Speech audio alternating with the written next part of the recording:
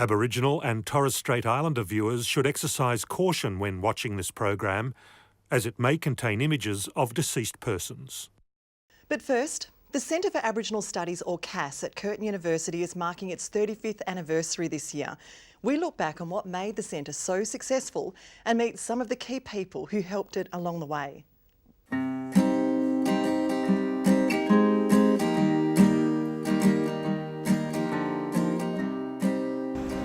Aboriginal students have been studying at Curtin since the mid-70s, but the creation of the Centre for Aboriginal Studies saw the graduation rate grow exponentially.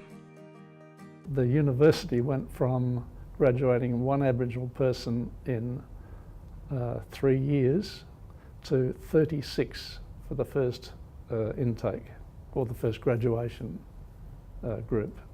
That was remarkable. Ernie Stringer was working at Curtin when CAS was established.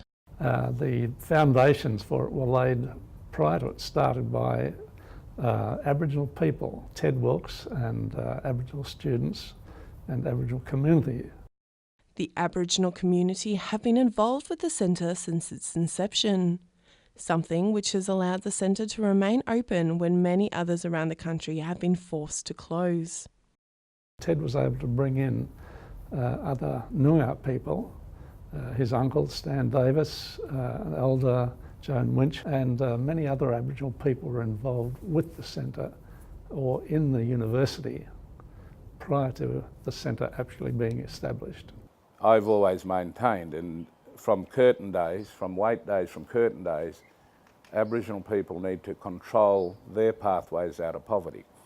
Ted Wilkes, an accomplished author and academic at Curtin, was a part of Curtin's CAS when it opened. It's important for non-Aboriginal people to understand this, that we Aboriginal leaders need yous alongside of us to help us, but we don't want yous to come in and patronise or paternalise systems. A key focus for CAS has been to educate people within the Aboriginal community without them having to relocate for long periods of time. We organise for blocks of education to take place, over 2 weeks, perhaps 3 or 4 times a year. Daryl Kickett, a Noongar man from Narrogin, was the head of CAS from 1987 to 1989 and was instrumental in setting up the Community Development Program, which still runs today. The idea was that communities would identify who they would like to have come study at Curtin. That person would go through the program and become an important catalyst for development of the community back home. Ted Wilkes was invited back to the centre when it opened in 1994. From little things, big things grow. And I can tell you, when the Centre for Aboriginal Studies was actually built, and I got invited to go down there and play the didgeridoo and do some cultural things in the centre, to sit alongside of people like Gough Whitlam. He says the opening of CAS inspired him to do more. And I thought, yeah, we did it. We actually did it. And that inspired me, actually, because to sit in that centre and to see how it was built and to get the feeling of achievement was something that inspired me to go on and do other things. I think CAS has been successful because of the university. Marion Kickett, a Noongar leader and current head of CAS, says the university's support has been critical to the success of the centre. You know, the fight in the earlier days for the centre, it was fought from those earlier people that were working here when we didn't have much. We just had one course or a couple of units. West Australia's first purpose-built establishment for Aboriginal studies, CAS at Curtin, has been a leader for many years. For Daryl Kickett, the success of hundreds of students who've been at CAS is his proudest moment.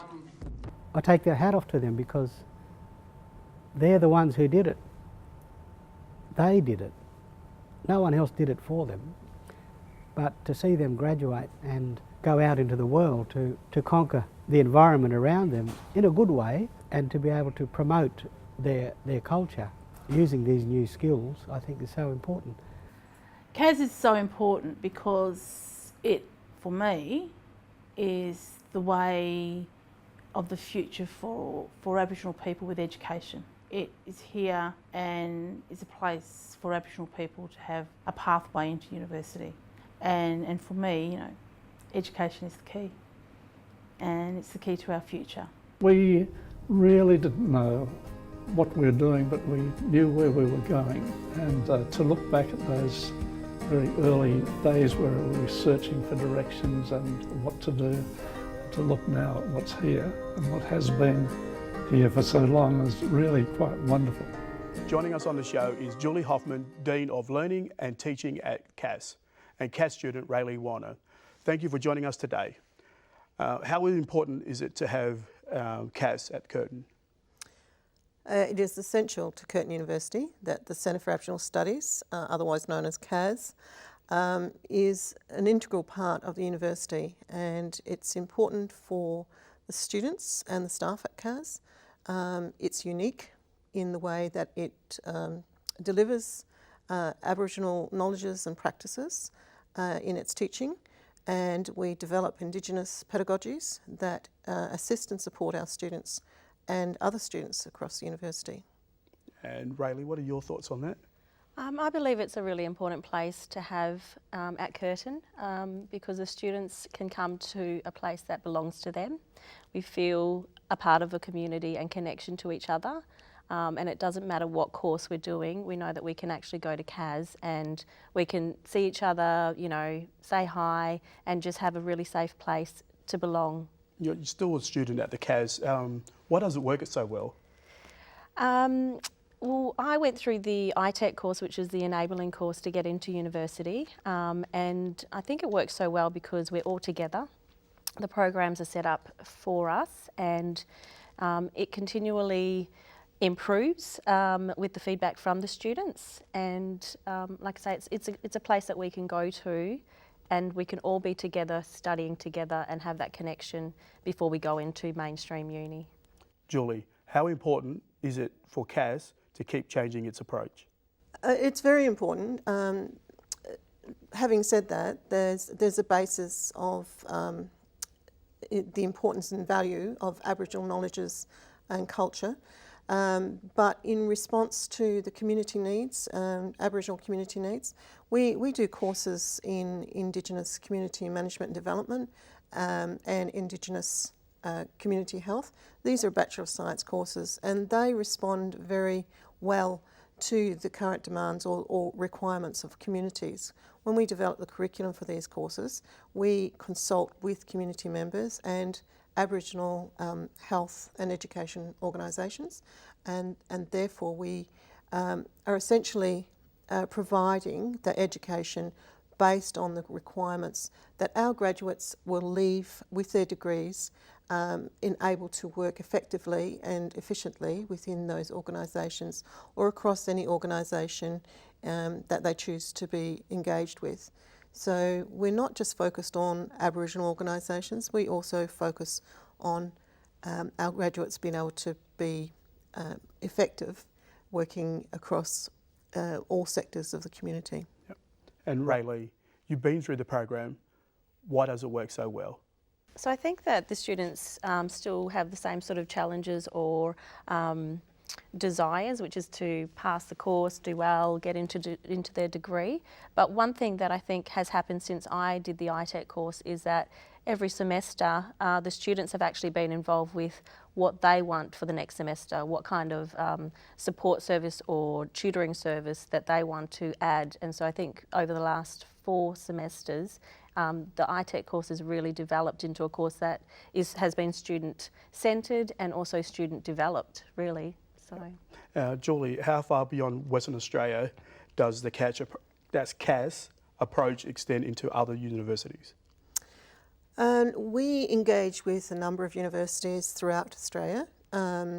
Primarily, many of our students also come from a number of countries throughout Australia. We have students who come in from different countries, from Aboriginal and Torres Strait Islander communities. But with that, we have a number of staff who are also engaged in further studies, both in Curtin University or maybe doing research projects that work in conjunction with other universities. So we're very well connected to a number of universities throughout Australia, and we work together particularly around working to Indigenous careers and development and education. And we also have certainly connections with a number of communities that also have training organisations as well. Yeah, it seems like CAS has got a lot of programs and students that are involved and also graduating. So we wish you guys well, and thank you for coming in to Noongar Danji. Thank you.